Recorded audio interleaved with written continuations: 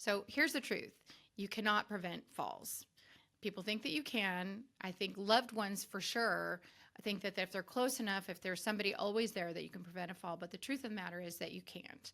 We had a caregiver who was taking care of a client who was actually doing very well. They had walked into the kitchen together, and the caregiver had taken the dishes and turned to put the dishes in the sink, and the client was about 2 feet away.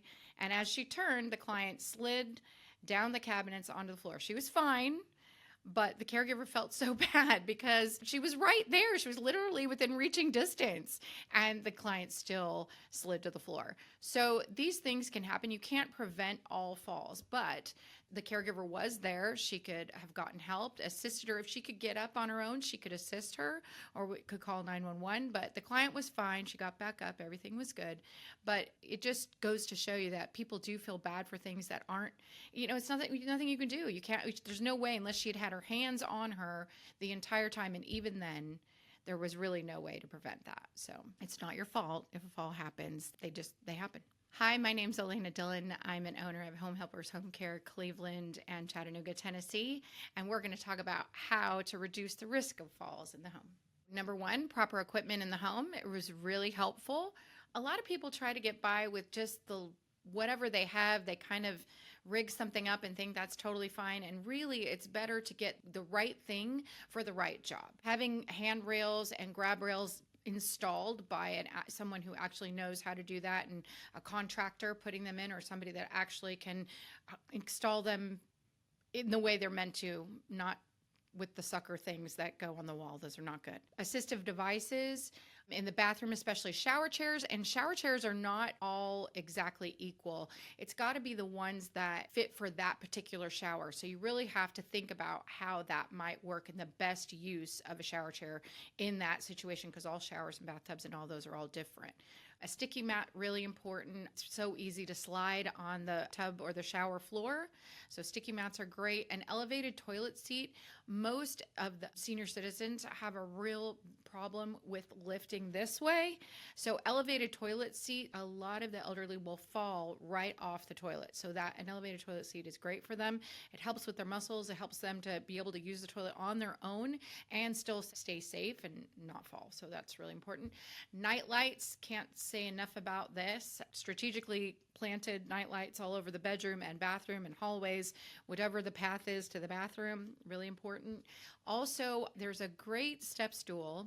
If they're still using their own bed, or the bed is elevated to a point where they don't just immediately put their feet on the floor, there is step stool on Amazon that they're kind of long and they light up and they have handrails, and it's amazing. So those are great.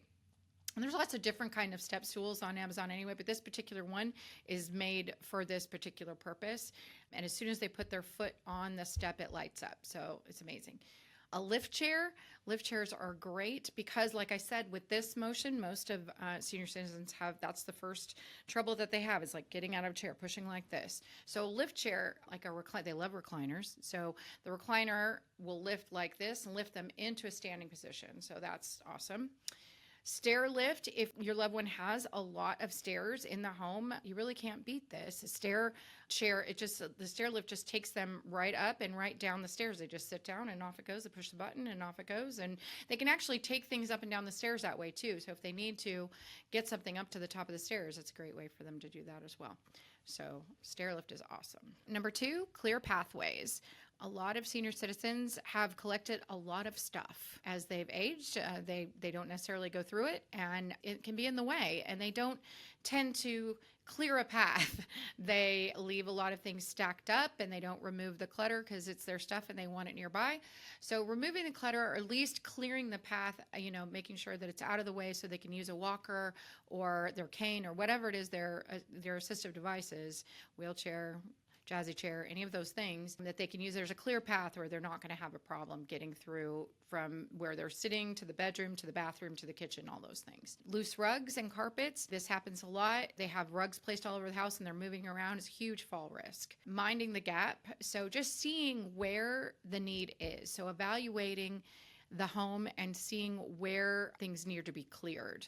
And then, remembering that these are people who think that they're 25. They think that they have not aged a bit and they're doing things that they shouldn't be doing. So it's just thinking about the ways that you can make the home more accessible, easier for them, and less of a fall risk. Number 3, turn the lights on. I know this sounds really incredibly simple, but for some reason, I go to a lot of houses where they just have the lights off everywhere. It's dark.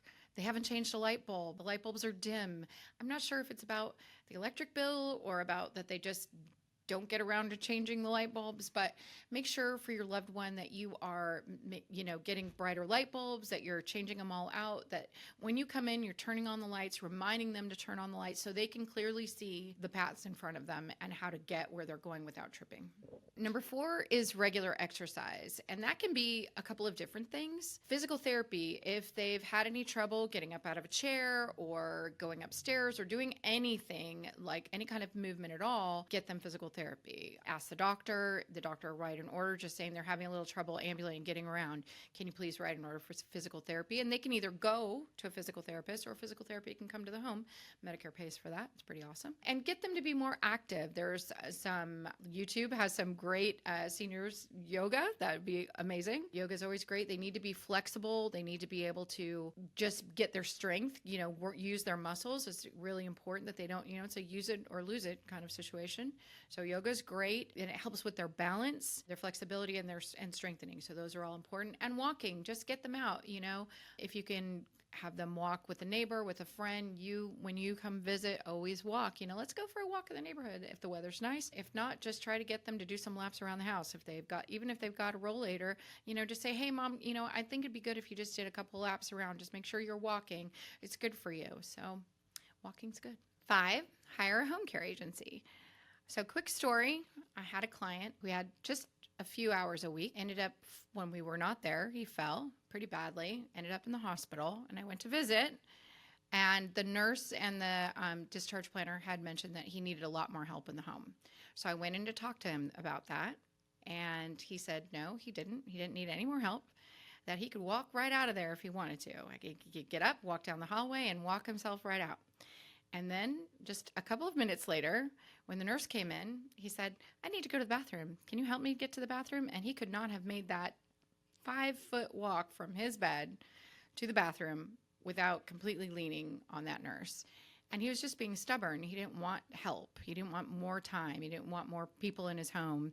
But there does come a time when we want to honor our loved ones' wishes, of course. These are adults, independent people, and we love them very much, and we want to do what they want us to do. We want to do what they want us to do.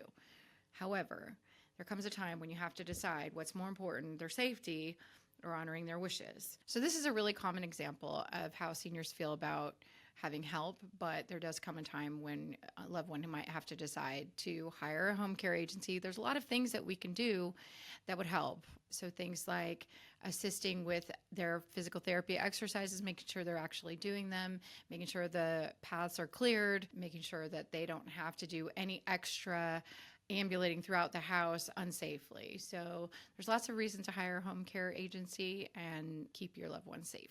To schedule a free safety inspection, go to the website below.